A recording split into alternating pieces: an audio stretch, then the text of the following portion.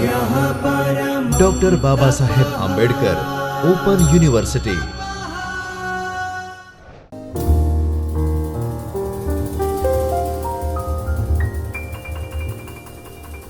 नमस्कार विद्यार्थी मित्रों, मैं Antim Patel, assistant professor in department of library and information science, doctor Baba Saheb Ambedkar open university Ahmedabad. मैं आप सभी का हार्दिक स्वागत करता हूं। आज हम इस वीडियो लेक्चर सीरीज़ में BLIS 103 paper BLIS 103 knowledge organisation and managing information के बारे में ओवरव्यू करेंगे, जिसमें कि हम ब्लॉक 3 एंड ब्लॉक 4 के बारे में चर्चा करेंगे। हमने इससे पूर्व के लेक्चर में ब्लॉक 1 एंड ब्लॉक 2 के बारे में चर्चा की थी, जिसमें हमने चर्चा किया था कि ब्लॉक 1 में लाइब्रेरी क्लासिफिकेशन एंड ब्लॉक 2 में लाइब्रेरी क्लासिफिकेशन मेथड्स कौन कौन से हम यूज़ करेंगे या कौन कौन सी हमारे सिलेबस में है, उसके बारे में हमने विस्तार से चर्चा की थी। आज हम ब्लॉक 3 और ब्लॉक 4 के बारे में विस्तार से चर्चा करेंगे कि हम इस ब्लॉक 3 और ब्लॉक 4 में किन किन चीज़ों को हमारे पेपर में पढ़ेंगे। तो हम अगर सबसे पहले बात करें, हमने हमारे पहले लेक्चर में भी बात की थी कि नॉलेज ऑर्गेनाइजेशन क्या होता है। तो नॉलेज वही कि जो डेटा से इंफॉर्मेशन में कन्वर्ट होता है, जो कि मीनिंगफुल होता है, देन उसी से हम जब हम कोई डिसीजन या डिसीजन लेने की पावर प्राप्त करते हैं तो उसे हम नॉलेज कहते हैं। देन उसी नॉलेज से हम कोई डिसीजन लेते हैं या कोई डिसीजन मेकिंग पावर, तो उसे हम विजडम में कहते हैं। तो इसी तरीके से नॉलेज ऑर्गेनाइजेशन कहा जाता है कि किसी जो नॉलेज है, यूनिवर्स ऑफ नॉलेज है, उसको किस तरीके से हम ऑर्गेनाइज करें कि वो आसानी से रिट्रीव हो सके या आसानी से यूज़र को मिल सके। तो उसमें हमारा बेसिक फर्स्ट अगर हम बात करें तो लाइब्रेरी क्लासिफिकेशन। तो क्लासिफिकेशन जो है वो सबसे ज़्यादा यूज़ होता है नॉलेज को ऑर्गेनाइज करने में। देन अगर हम बात करें मैनेजिंग इन्फॉर्मेशन, तो मैनेजिंग इन्फॉर्मेशन का मतलब क्या कि हम उस डेटा को किस तरीके से मैनेज करें इन द सेंस मैनेज करके उसे इन्फॉर्मेशन को मैनेज करना, यूज़र को पहुंचाना और उसका यूज़ हो सके प्रॉपर। तो उसके लिए हम क्या करें, हमने ऑर्गेनाइज करने के लिए क्लासिफिकेशन स्कीम कर लिया, बट हमें उसे यूज़र तक पहुंचाना है या यूज़र उसे किस तरीके से रिट्रीव करे या यूज़र को पता कैसे चले कि हमारे कलेक्शन में क्या क्या चीज़ें हैं। तो उसके लिए हमें उसे मैनेज करना बहुत ज़्यादा ज़रूरी होता है। तो उसी के लिए हम कैटलॉगिंग स्कीम्स का यूज़ करते हैं। तो इसी तरीके से हमने पेपर का स्ट्रक्चर देखा था कि इसमें 4 ब्लॉक्स होते हैं एंड 16 यूनिट्स, जिसमें से हमारे फर्स्ट 2 ब्लॉक्स में 8 यूनिट्स है फॉर 4 यूनिट्स। इसी तरीके से हमारे इसमें पार्ट 2 में जो है ब्लॉक 3 लाइब्रेरी कैटलॉगिंग, जिसमें हम 4 यूनिट्स की चर्चा करेंगे। देन अदर 4 यूनिट्स की चर्चा हम करेंगे ब्लॉक 4 में, स्टैंडर्ड्स ऑफ कैटलॉगिंग कोड्स। तो हमारे 4 ब्लॉक्स इस पेपर के पूर्ण हुए। तो हम ब्लॉक 3 की बात करें, लाइब्रेरी कैटलॉगिंग। तो लाइब्रेरी कैटलॉगिंग क्या है? सबसे पहले अगर हम बात करें तो library cataloguing is the process of creating and maintaining bibliographical and authority records in the library catalogue, the database of books, serials, magazines, sounds, recordings या जो भी हमारे पास डॉक्यूमेंट्स अवेलेबल है उनका एक प्रॉपर रिकॉर्ड जो हम मेंटेन करते हैं या हमें वो रिकॉर्ड बनाने को हम लाइब्रेरी कैटलॉगिंग कहते हैं। जिसमें जो भी हमारा कैटलॉग अगर हम बात करें तो किसी बुक का बिब्लियोग्राफिकल डिस्क्रिप्शन या किसी डॉक्यूमेंट का, तो हम उसे एक कैटलॉग कार्ड में या कैटलॉग कहीं ऑनलाइन ओपेक में हम या उसकी एक एंट्री बना देते हैं। अगर हम ऑनलाइन की बात करें तो उसकी एंट्री या कैटलॉग में तो एक कैटलॉग कार्ड बना देते हैं, तो उसी को हम मैनेज करते हैं। देन अगर हम बात करें उसी कार्ड को बनाने की जो प्रोसेस होती है उसको हम क्या कहते हैं, कैटलॉगिंग। तो उस प्रोसेस को कैटलॉगिंग कहा गया है कि कार्ड किस तरीके से बनाया जाता है एंड देन उसमें क्या क्या चीज़ें होती है। अगर ऑनलाइन की बात करें तो हमारा ओपेक क्या है, किस तरीके से उसमें डेटा फिल किया जाता है, किस तरीके से एंट्री क्रिएट की जाती है, उसी प्रोसेस को लाइब्रेरी कैटलॉगिंग प्रोसेस की गई है। मोस्टली ये प्रोसेस क्लासिफिकेशन स्कीम के बाद आती है। तो इसी हम ब्लॉक 3 में हम चर्चा करेंगे। यूनिट 9 में लाइब्रेरी कैटलॉगिंग के ऑब्जेक्टिव्स क्या है, डेफिनेशन क्या है, हिस्ट्री क्या है एंड फंक्शंस क्या है। इसी प्रकार हम यूनिट 10 में चर्चा करेंगे फिजिकल फॉर्म और inner form of library catalogue के बारे में चर्चा करेंगे। और यूनिट 11 में हम चर्चा करेंगे principles and experiments of document description के जो भी एक्सपेरिमेंट्स हैं और जो भी लॉज हैं, प्रिंसिपल्स हैं, उनके बारे में चर्चा करेंगे। और यूनिट 12 में हम वैलिड लिस्टिंग या वैलिड जो भी कैटलॉग कार्ड होते हैं उसके बारे में चर्चा करेंगे कि उनका पर्पस क्या है, हिस्ट्री क्या है, उनके बारे में कि किस तरीके से लिस्टिंग की जाती है उसके बारे में हम चर्चा करेंगे। तो आइए हम यूनिट 9 के बारे में चर्चा करते हैं, library cataloguing, objective, definition, history, functions and importance. तो लाइब्रेरी कैटलॉगिंग के ऑब्जेक्टिव्स क्या है, डेफिनेशंस क्या है, हिस्ट्री क्या है, फंक्शंस क्या है एंड इम्पोर्टेंस क्या है। तो सबसे पहले हमें जानना जरूर होगा कि लाइब्रेरी कैटलॉग क्या है। लाइब्रेरी कैटलॉग जो भी लाइब्रेरी में रीडिंग मटेरियल अवेलेबल होता है वो किसी भी फॉर्म में हो, लाइक अगर बुक्स है, मैगजीन्स है, डॉक्यूमेंट्स है, सीडी है, डीवीडीज है, तो उनका एक बिब्लियोग्राफिकल रिकॉर्ड तैयार करते हैं और उसे हम उसी रिकॉर्ड्स को क्या कहते हैं, लाइब्रेरी कैटलॉग। अगर मान लीजिए लाइब्रेरी कैटलॉग में के फॉर्म में तो वो कैबिनेट्स में अलग से रखा होगा, अगर ओपेक के फॉर्म में तो उसकी अलग अलग एंट्रीज रखी होगी, हर बुक का, हर एक मटेरियल का, हर एक डॉक्यूमेंट की एक इंडिविजुअल एंट्री होगी, तो उसी को हम लाइब्रेरी कैटलॉग कहते हैं। जो कि लाइब्रेरी का एक तरीके से अगर हम बात करें तो लाइब्रेरी में कितना कलेक्शन है वो दिखाता है कि लाइब्रेरी में अगर 10,000 बुक है तो हमारे पास 10,000 कैटलॉग कार्ड या 10,000 ओपेक में एंट्रीज अवेलेबल होगी। देन हम बात करते हैं catalogue and 5 laws of library science कि कैटलॉग और 5 लॉज ऑफ लाइब्रेरी साइंस का किस तरीके से मेल है, क्यों उपयोगी है। क्योंकि अगर हमारे जितने भी लॉज हैं वो जब तक फुलफिल नहीं होंगे, जब तक अगर हम कैटलॉगिंग नहीं करेंगे तो इन्फॉर्मेशन रिट्रीव नहीं होगी। अगर इन्फॉर्मेशन रिट्रीव नहीं होगी, यूज़र को पता ही नहीं है कि लाइब्रेरी में कौन सी बुक है, वो किसी भी सेल्फ में जाके कोई सी भी बुक ढूंढेगा तो उसे नहीं पता चलेगी। क्योंकि अगर मान लीजिए 10,000 या 20,000 या 30,000 या 4 लाख कलेक्शन है, आपके पास लाखों में कलेक्शन है, तो किस तरीके से वो ढूंढेगा। तो उसे अगर कुछ स्पेसिफिक अप्रोच है उसकी, या कोई टाइटल है, या उसे जो पता है उसे अगर वो सर्च करेगा या कैटलॉग कार्ड में सर्च करेगा या ओपेक में सर्च करेगा तो उसे वो आसानी से बुक मिल जाएगी। तो उसी के जरिए हमारे पांचों लॉज भी फुलफिल हो जाएंगे कि हमारे जो बुक्स आर फॉर यूज़ है तो सारी बुक्स हमारी यूज़ होगी, क्योंकि हमने हर बुक की डिटेल यूज़र तक पहुँचा दी है। तो यूज़र को अगर उससे रिलेटेड उसकी बुक्स है या वो टॉपिक है लाइब्रेरी में पर कवर करके जितनी भी बुक्स है, वो बुक नहीं है उससे सिमिलर बुक्स भी है तो वो भी उसे मिल सकती है अगर वो कीवर्ड डाल के भी सर्च करे। तो इसी तरीके से कैटलॉग के जरिए हम यूज़र की कई अप्रोचेस को भी फुलफिल करते हैं, जिसके जरिए हमारे पांचों लॉस भी फुलफिल हो जाते हैं। देन अगर हम बात करें बिब्लियोग्राफी एंड ट्रेड कैटलॉग की, बिब्लियोग्राफीज की अगर हम बात करते हैं तो बिब्लियोग्राफीज क्या है, लिस्टिंग ऑफ बुक्स को अगर हम एक प्रॉपर ऑर्डर में बुक्स की लिस्टिंग या सिमिलर टाइप ऑफ बुक्स की लिस्टिंग करके बिब्लियोग्राफी। जैसे कि मान लीजिए मुझे कंप्यूटर पर हमारे लाइब्रेरी में कितनी किताबें हैं तो उसकी एक लिस्टिंग। अगर मान लीजिए मैं रंगनाथन जी पर हमारी लाइब्रेरी में कितनी किताबें हैं तो उस पर पूरी सारी, HP लोन पर कितनी किताबें हैं तो वो, CA कटर पर कितनी है तो वो, या किसी पर्टिकुलर कैटलॉगिंग टॉपिक्स पर कितनी बुक्स है तो उसकी लिस्टिंग, या प्रेमचंद के नॉवेल्स कितने हैं उसकी लिस्टिंग, या टोटल हिंदी बुक्स कितनी है तो उसकी एक बिब्लियोग्राफी हो जाएगी। देन अगर हम ट्रेड कैटलॉग की बात करें, ट्रेड कैटलॉग मीन्स अगर हम बात करते हैं ट्रेड कैटलॉग तो किस लिए ट्रेड कैटलॉगिंग बनाई जाती है, ये सारे ट्रेडिंग के लिए। अगर पब्लिशर कैटलॉग इसमें आ जाते हैं कि जो पब्लिशर अपना कैटलॉग बना के पब्लिश करता है, जिसके जरिए वो कौन कौन सी बुक्स पब्लिश करता है वो यूज़र को पता चले और यूज़र परचेस करे कि कौन कौन से टॉपिक्स पर बुक परचेस करता है, कौन से ऑथर की बुक परचेस करता है, कौन से सब्जेक्ट पर वो पब्लिश कर रहा है। तो वो सारी चीज़ें वो ट्रेड कैटलॉग के थ्रू बनाता है और यूज़र तक दिखाता है कि हम ये चीज़ें पब्लिश करते हैं। देन हम बात करें एक्सेशन रजिस्टर, तो एक्सेशन रजिस्टर एक यूनिक रिकॉर्ड होता है लाइब्रेरी का, जिसमें हम जो भी बुक आती है उसका एक इंडिविजुअल एंट्री करते हैं। इंडिविजुअल एंटिटी के थ्रू उसका एक नंबर असाइन होता है और उसी को वो नंबर देकर उसे हम एक्सेशन नंबर में एंट्री करते हैं। उसके सारा टाइटल और जो भी उसकी बिब्लियोग्राफिकल डिटेल होती है उसकी सारी एंट्री किस में होती है, एक्सेशन रजिस्टर में। देन सेल्फ लिस्ट होती है जो कि एक पर्टिकुलर सेल्फ में कितनी बुक्स प्रेजेंट होती है उसके बारे में हमें दर्शाता है कि इस सेल्फ में 10 किताबें हैं तो उसकी उस तरीके से एक लिस्टिंग बनाई जाती है। उसकी एक कॉपी हमारे पास होती है, एक कॉपी उसी सेल्फ में होती है।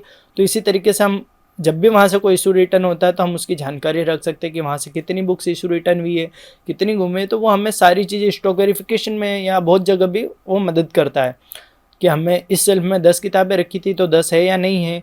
तो वो सारी चीज़ें हमें कितनी इशू है, कितनी रिटर्न हुई है, वो सारी इन्फॉर्मेशन हमें कलेक्ट हो जाती है। देन ट्रेड कैटलॉग जो हमने अभी पढ़ा। देन आती कैटलॉगिंग प्रोसेस, तो इसमें हम कैटलॉगिंग की प्रोसेस के बारे में पढ़ेंगे कि कैटलॉगिंग की प्रोसेस क्या है, किस तरीके से कैटलॉगिंग की जाती है, कैटलॉगिंग में क्या क्या चीज़ों का ध्यान रखना पड़ता है और कहाँ क्या चीज़ें रखी जाती है उसके बारे में हम चर्चा करेंगे। देन हम बात करते हैं unit 10 physical form and inner form of library catalogue. Library के फिजिकल फॉर्म क्या क्या है और इनर फॉर्म के उसके बारे में हम चर्चा करेंगे। तो हम conventional and non conventional form के बारे में चर्चा करते हैं कि जो कन्वेंशनल चले आ रहे थे वो फॉर्म्स कौन कौन से हैं, नॉन कन्वेंशनल फॉर्म कौन कौन से। तो अगर हम बात करें तो रजिस्टर, लीजर। जो रजिस्टर में सबसे पहले क्या होता था कि कैटलॉगिंग रजिस्टर के थ्रू होती थी कि रजिस्टर में अगर हमारे पास 100 किताबें आई है तो 100 किताबों की रजिस्टर में एंट्री करते थे और वही रजिस्टर हमारे लिए हमारा एक रिकॉर्ड होता था। उसी में हम देखकर यूज़र को बुक देते थे, इशू रिटर्न करते थे। फिर लीज लू फॉर्म में आया कि जिससे अगर हमने देखा हो कि जो डायरी आती है एक पन्ना इधर से उधर, तो उस तरीके के फॉर्मेट में हमने उसको लीज लूप में फॉर्म में रखा, उसमें प्रिंट करके 2 या 3 एंट्री एक पेज में होती थी। तो उसी तरीके से वो रजिस्टर टाइप में ही, पर उसको लूजली फॉर्म में कि आसानी से फटे ना, इसलिए रखा गया। देन प्रिंटेड बुक फॉर्म में आया कि बिग बुक को प्रिंट कर लिया गया, ऑनलाइन उसको बना लिया गया वर्ड में, देन उसको प्रिंट कर करके उसको रखा है एक पेज ज़्यादा 10 पेज। तो उस तरीके से कैटलॉग भी रखने लगे। देन कार्ड फॉर्म में आया। देन हमारा जो कार्ड फॉर्म है उसमें आया कैटलॉग कार्ड 12.5 इंटू 7.5 सेंटीमीटर्स के फॉर्मेट में भी आया। देन विजिबल इंडेक्स फॉर्म में आया। देन माइक्रो फॉर्म है, माइक्रोफिस फॉर्म, एक माइक्रोफॉर्म फॉर्म में भी कैटलॉग्स आने लगे। देन उसके बाद आया मार्क इन्वेंशन हुआ, मशीन रीडेबल कैटलॉग आया कि जो मशीन के द्वारा रीडेबल होने लगे, मशीन में ही उनकी डिटेल सारी होती थी और मशीन के द्वारा ही। Then inner forms of library catalogue की लाइब्रेरी जो हमारे फिजिकल फॉर्म है कैसे दिखता है। अब उसी फिजिकल फॉर्म में क्या क्या चीज़ें होती है उनके बारे में अगर हम चर्चा करें तो ऑथर, अगर हम कैटलॉग में क्या क्या चीज़ें आती है तो मेनली ऑथर आता है, किस ऑथर के द्वारा बनाई गई है। देन टाइटल, टाइटल क्या है उस बुक का नाम, बुक का नाम। देन कैटलॉग, ये सारी चीज़ें हमें ध्यान में रखना पड़ती है। फिर उसके कौन कौन से टाइप्स अगर हम बात करें तो alphabetical, dictionary and classified catalogue, 3 तरीके के टाइप्स की अगर हम चर्चा करें तो अल्फ़ाबेटिकल, अल्फ़ाबेटिकल मतलब A to Z उसको कैटलॉग बना दिया गया कि ए कैटेगरी वाली बुक्स इसमें B, C, D इस तरीके से टाइटल लिया ऑथर के अनुसार। देन डिक्शनरी टाइप आया कि डिक्शनरी में जिस तरीके से अरेंज होता है उस तरीके से कैटलॉग को अरेंज किया गया। देन क्लासिफाइड ऑर्डर में या क्लास नंबर के आधार पर कैटलॉग को अरेंज किया गया। तो इसी तरीके से कैटलॉग को अरेंज किया गया। जैसे ऑथर नेम है तो उसको मान लीजिए ऑथर अल्फ़ाबेटिकल ऑर्डर में किया तो वो उस तरीके से, सब्जेक्ट के बेस पे किया तो क्लासिफाइड कैटलॉग कार्ड हो गया। डिक्शनरी के फॉर्म में तो ए से रिलेटेड सारी टर्मिनोलॉजी उस फॉर्म में आ गई, बी से रिलेटेड। तो ये सारी चीज़ें को अरेंज किया गया, अरेंजमेंट ऑफ का तरीका है। Then cataloguing in source and prenatal cataloguing, अगर हम कैटलॉगिंग इन सोर्स की बात करते हैं तो कैटलॉगिंग इन सोर्स मतलब जहाँ से वो पैदा हो रहा है वहीं से उसकी कैटलॉगिंग कर दी गई है। तो मोस्टली आप ये चीज़ें लाइब्रेरी ऑफ कांग्रेस ये चीज़ें करती है, तो वो वहीं सोर्स जहाँ से पब्लिश होता है वहीं लाइब्रेरी को पहले कॉपी देते हैं, देन लाइब्रेरी उसकी कैटलॉगिंग करके उन्हें प्रदान करते हैं। तो वो उसी को फॉर्मेट में या तो पब्लिशर स्वयं कैटलॉगर अपॉइंट करता है और वही उसकी हर बुक की कैटलॉगिंग करके बुक पे वो नंबर या पूरा प्रॉपर कैटलॉगिंग करके उसमें उसका DDC LC सारा नंबर दिया होता है, या किस तरीके से कैटलॉग बनेगा वो सारी डिटेल उसके back of the page title page दी होती है। प्रीनेटल कैटलॉगिंग यही उसके जन्म से पूर्व, पब्लिश होने से पूर्व ही उस बुक की कैटलॉगिंग या जो भी कैटलॉगिंग क्लासिफिकेशन पूरी प्रोसेस हो जाए तो उसको प्रीनेटल कैटलॉगिंग कहा गया। Then OPAC, online public access catalogue के बारे में हम चर्चा करेंगे कि ऑनलाइन पब्लिक एक्सेस कैटलॉग क्या है, उसमें क्या क्या चीज़ें आती है उसके बारे में चर्चा करेंगे कि किस तरीके से वो ऑनलाइन प्लेटफॉर्म है, वहाँ पे हम सर्च कर सकते हैं, रिट्रीव कर सकते हैं, उनके सारी डिटेल्स हम पढ़ेंगे। देन आते हैं फिलिंग रूल्स, किस तरीके से हम एंट्रीज को फिल करेंगे, क्या रूल्स है, कहाँ पे क्या चीज़ें आनी चाहिए। ऑथर से एंट्री है तो ऑथर से कॉमा कहाँ पे आना चाहिए, सेमी कॉलम कहाँ पे आना चाहिए। तो इन सारी बातों का हम ध्यान रखेंगे प्रॉपर कि फिल किस तरीके से कैटलॉग कार्ड को या मार्क जो फॉर्मेट है, तो अगर मार्क का जो नंबर है 0 to 6 तो 0 to 6 में अगर पब्लिशर आना तो पब्लिशर, हम वहाँ पे वेंडर नहीं डाल सकते या हमें ऑथर का नाम नहीं डाल सकते, या 001 में ये एंट्री आनी है तो उसी तरीके से हम मार्क फॉर्मेट में भी। देन हमारे जो कैटलॉग कार्ड में है कि हेडिंग या लेडिक सेक्शन में या टाइटल प्रॉपर में या टाइटल सेक्शन में क्या क्या सेमी कॉलम यूज़ करना चाहिए, एक्सेशन नंबर में क्या लिखना चाहिए, क्लास नंबर की जगह पे क्या आना चाहिए, ISBN किस तरीके से लिखा जाना चाहिए, तो वो सारी सीरीज किस तरीके से एंट्री होगी, तो सारी चीज़ों के बारे में हमारे प्रॉपर रूल्स हैं। तो किस तरीके से हम एक कैटलॉग कार्ड को फिल करते हैं उसके बारे में पढ़ेंगे इस यूनिट में। देन हम बात करते हैं यूनिट 11। यूनिट 11 में हम बात करते हैं principle and experiments of document description किस किस तरीके से होता है। तो अगर हम डाटा एलिमेंट्स की बात करें तो एरिया ऑफ डिस्क्रिप्शन या level of description. Area of descriptions की बात की जाए तो किस किस तरीके से उसमें डिस्क्राइब किया जाना चाहिए उसके बारे में हम चर्चा करेंगे। लेवल ऑफ डिस्क्रिप्शन क्या क्या किस किस तरीके से डिस्क्राइब किया जाना चाहिए उसके बारे में हम चर्चा करेंगे। फिर डाटा डिक्शनरी कैटलॉग में क्या क्या होते हैं।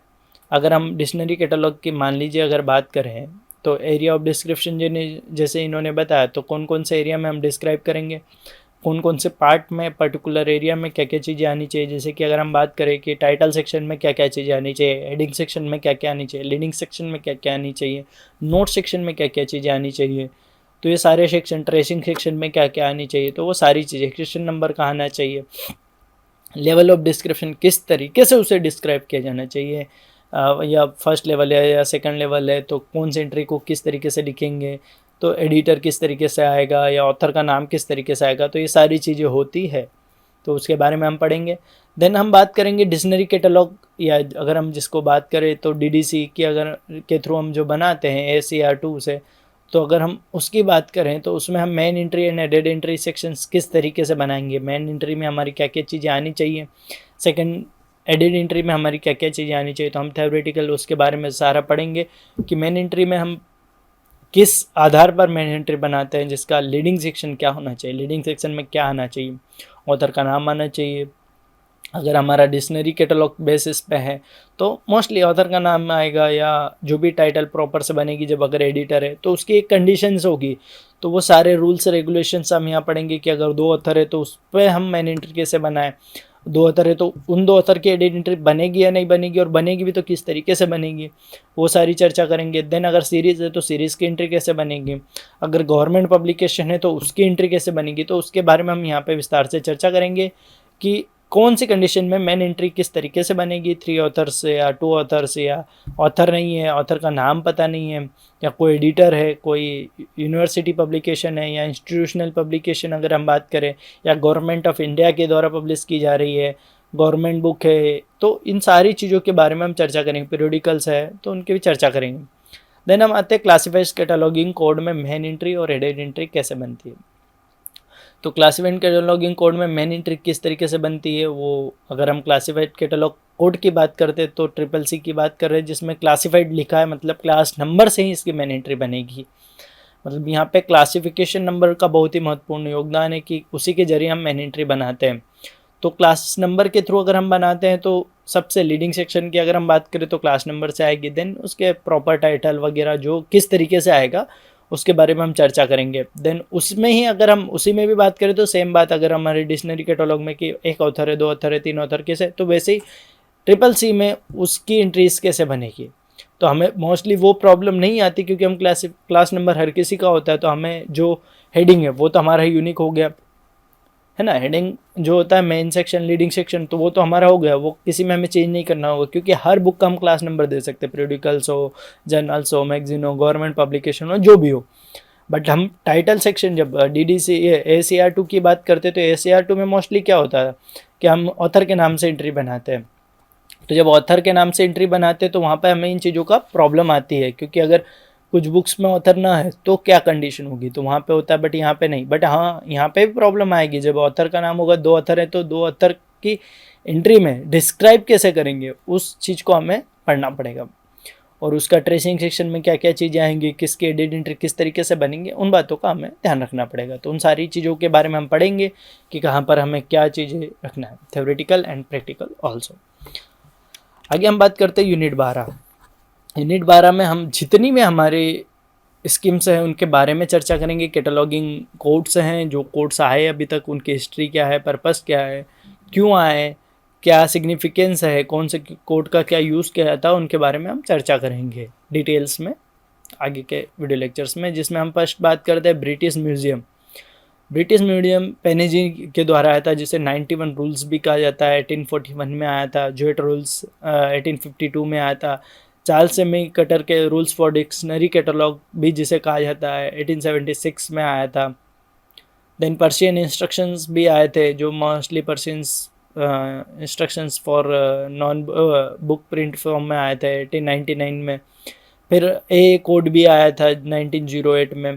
फिर वेटिकन कोड भी 1931 में आया। देन ALA एंग्लो ये ALA रूल्स भी आया 1949 में, अमेरिकन लाइब्रेरी एसोसिएशन के रूल्स आए 1949 में। Then CCC classified cataloguing code आया 1934, जो कि डॉक्टर SR रंगनाथन जी ने दिया था।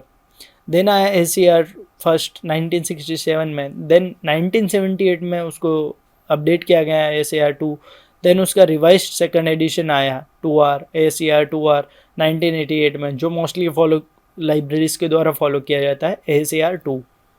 तो ACR 2 कैसे आया? देन उसके बाद RDA रिसोर्स डिस्क्रिप्शन एक्सेस ये आए, फिर बहुत सारे फॉर्मेट्स आए, तो उनके बारे में भी हम चर्चा करेंगे कि वो किस किस तरीके से और क्या क्या उसका यूजेस है और क्या क्या चीज़ें हैं।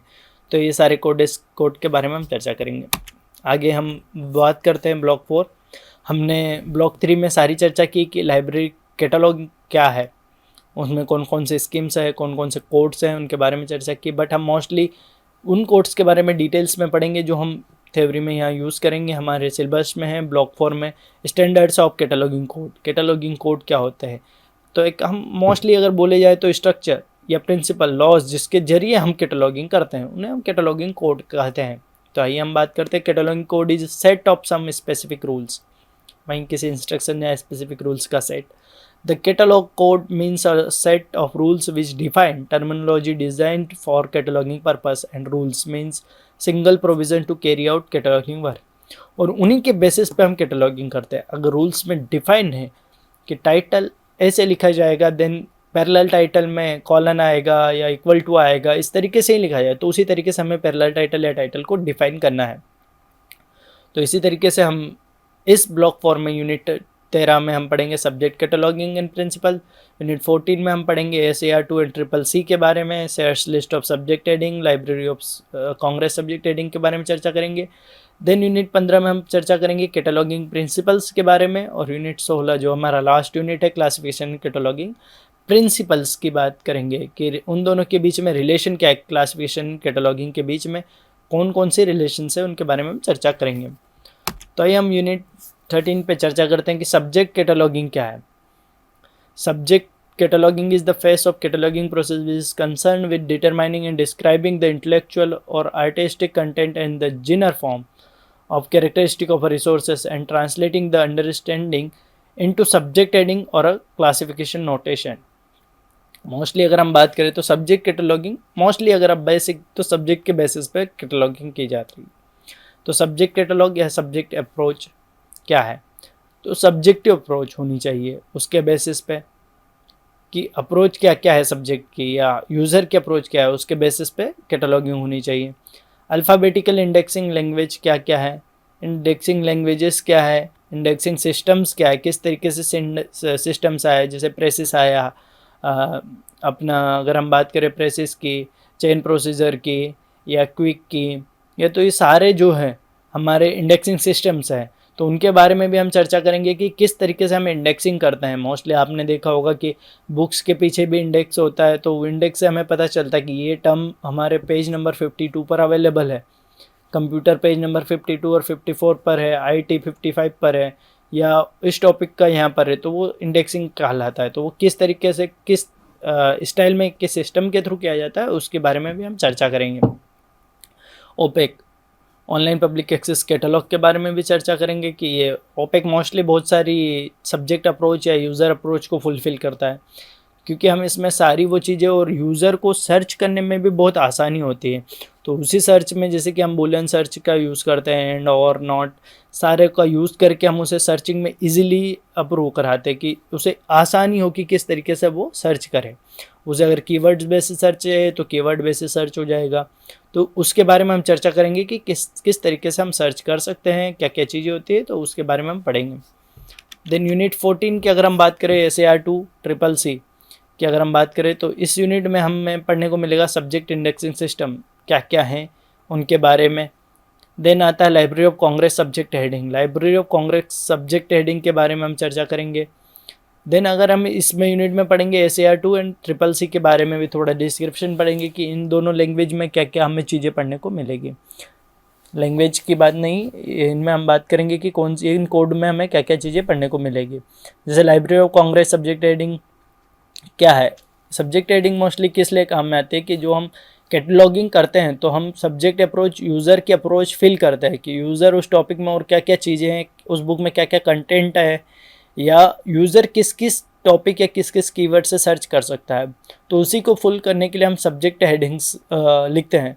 मोस्टली हमें ट्रेसिंग एरिया में लिखते हैं कि जैसे टाइटल भी उसका एक अप्रोच हो सकता है। उसका अप्रोच हो सकता है कि अगर टाइटल है लाइब्रेरी क्लासिफिकेशन तो क्लासिफिकेशन से भी सर्च कर सकता है। अरेंजमेंट भी उसका एक अप्रोच हो सकता है कि ऑर्गेनाइजेशन किस तरीके से बुक्स ऑर्गेनाइजेशन कर सकते हैं, तो उससे भी उसका एक टॉपिक हो सकता है। तो ये सारे टॉपिक से हम सर्च कर सकते हैं। एक आता है shares list of subject heading 1923, इसके बारे में भी हम चर्चा करेंगे कि वो इसके जरिए किस तरीके से अपनी अप्रोचेस को फुल करते हैं, या हमें इनको जब कैटलॉगिंग करते हैं तो इनके जरिए सब्जेक्ट हेडिंग्स कैसे निकालते हैं। तो उनके बारे में हम चर्चा करेंगे कि इनका अरेंजमेंट किस तरीके से होता है, कि इनके जो बॉर्डर टर्म, नैरो टर्म या मेन टर्म जो किस तरीके से अरेंज होता है।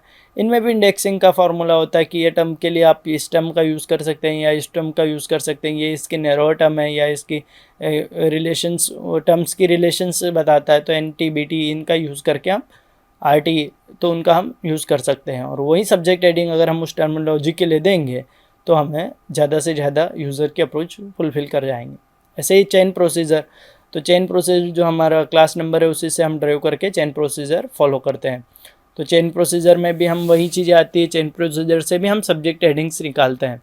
तो सब्जेक्ट हेडिंग्स निकाल कर हम वापस से उसको ट्रेसिंग एरिया में रख कर उससे हम एडिट एंट्रीज बनाते हैं, जिसके जरिए हमारे जो भी यूज़र की अप्रोचेस होती है वो सारी फिल होती है। तो मोस्टली अगर हम बात करें तो सब्जेक्ट हेडिंग यूज़र की अप्रोच फिल करता है कि यूज़र उस टाइटल में और क्या क्या चीज़ है उस बुक में, और क्या क्या ऐसे टॉपिक्स है, क्या क्या टर्मिनोलॉजी जिसके जरिए वो उस बुक को सर्च कर सकता है, या उस बुक में क्या क्या चीज़ें हैं जो यूज़र की अप्रोच या यूज़र के लिए हेल्पफुल हो, जिससे कि हमारे लॉस भी फुलफिल हो, देन हमारी बुक्स भी यूज़ हो और ज़्यादा से ज़्यादा हमारे मटेरियल का इशू रिटर्न हो। तो वो चीज़ें हमें काम में आती है। तो इसीलिए हमें सब ज़्यादा से ज़्यादा मिनिमम ये 5 to 10 सब्जेक्ट हेडिंग तो बनानी ही चाहिए, जिसके ज़रिए यूज़र सर्च कर सके और रिलेवेंट होनी चाहिए, जिससे ज़्यादा आसानी हो।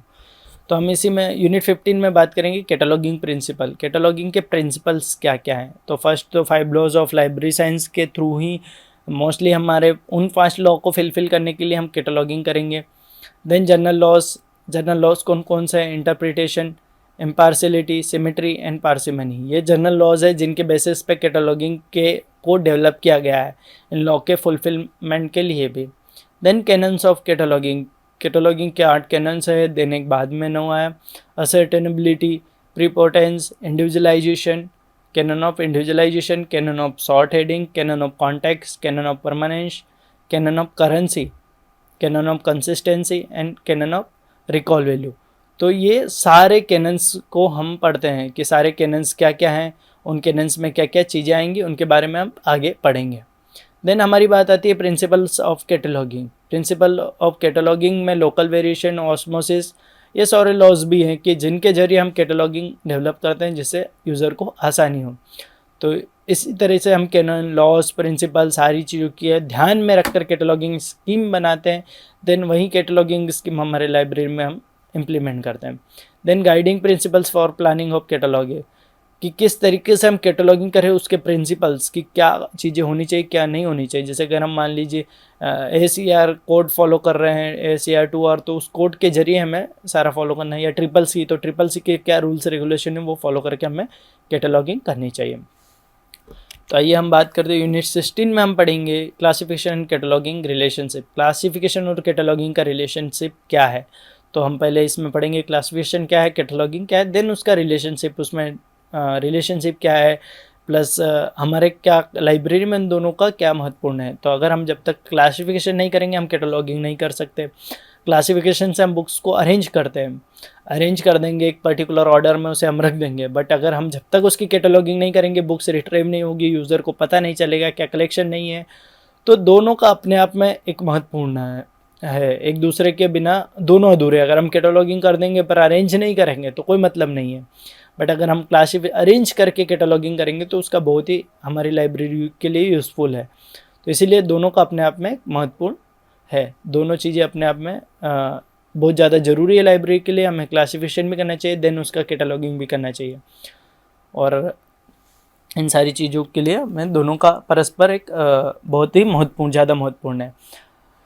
तो आज हमने पूरा बात किया कि फर्स्ट में ब्लॉक 3 एंड ब्लॉक 4 में हमने चर्चा की कि जो लाइब्रेरी कैटलॉगिंग क्या है, लाइब्रेरी कैटलॉगिंग में क्या क्या चीज़ें हैं, लाइब्रेरी कैटलॉगिंग के स्कीम्स कौन कौन सी है, कोड कौन कौन से हैं, उन कोड्स कब कब कौन कौन से कोड्स आए हैं, तो उनके बारे में हम चर्चा करेंगे। देन ब्लॉक 4 में है कि क्लासिफिकेशंस के लिए कैटलॉगिंग के लिए प्रिंसिपल्स कौन कौन से यूज़ होते हैं, उनके बारे में हम चर्चा करेंगे। तो हमने जो भी हमारे BLIS 103 जो पेपर है, knowledge organisation and managing information, तो हमने उसमें block 1 and block 2, block 3 and block 4 चारों के बारे में एक चर्चा की है कि जिसके ज़रिए कि हमने ये जाना कि हम इस यूनिट में या इन यूनिट्स में 16 यूनिट्स जो हैं और जो हमारे 4 ब्लॉक्स हैं उनमें क्या क्या पढ़ने को हमें मिलेगा, किन किन चीज़ों के बारे में हम हमारे आगे के लेक्चर्स, वीडियो लेक्चर्स और हमारी जो थ्योरी की बुक्स है उनमें क्या क्या चीज़ों पर हमें फोकस किया गया है और किन किन चीज़ों को हमें पढ़ना चाहिए। मोस्टली उन चीज़ों के बारे में एक छोटा सा ओवरव्यू था जिसके ज़रिए हमने जाना कि हमें जो बुक्स हैं उनमें कौन कौन से टॉपिक्स कवर होंगे और हमारे जो भी एग्ज़ाम्स में हमें क्या क्या टॉपिक्स मेनली पढ़ने हैं उनके बारे में हमने एक विस्तार से थोड़ी सी चर्चा की है, जिसके बारे में हम जो भी डिटेल्स में है एक एक इंडिविजुअल यूनिट से इंडिविजुअल टॉपिक्स के बारे में हमारे आने वाले वीडियो लेक्चर्स में चर्चा करेंगे। तो इस वीडियो लेक्चर से सीरीज़ के साथ जुड़ने के लिए आप सभी का, इस वीडियो लेक्चर सीरीज़ से जुड़ने के लिए आप सभी का हार्दिक अभिनंदन एंड आभार।